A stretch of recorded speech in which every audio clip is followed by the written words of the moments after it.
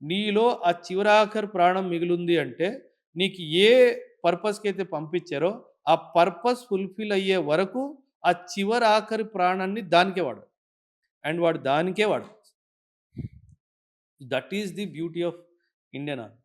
So, there is no comparison. There is no మీరు రీసెంట్‌గా చూస్తే ఆఫ్ఘనిస్తాన్ వాడు పాకిస్తాన్ మీద దాడి చేస్తే బట్టలు వదిలేసి పారిపోయారు సార్. అవును. You will never hear like this in the history of Indian armies.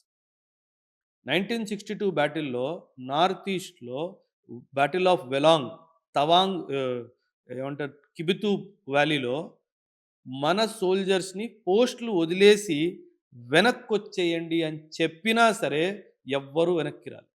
హ్మ్. దట్స్ ది గ్రేట్‌నెస్ ఆఫ్ మై సోల్జర్స్.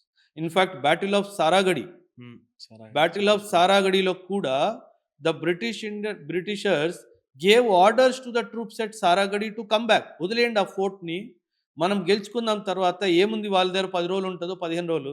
తర్వాత మళ్ళీ మనం గెలుచుకుందాం అంటే వెనక్కి తిరిగి వచ్చే లక్షణం ఇండియన్ ఆర్మీ సోల్జర్‌లో లేదు అని చెప్పి ప్రూవ్ చేయడానికి ఆ 21 members of the Indian army, British Indian army, 6 soldiers they accepted death whole hearted. Sir వెనక్కి తిరిగొచ్చే కల్చర్ మన ఆర్మీలోనే లేదు.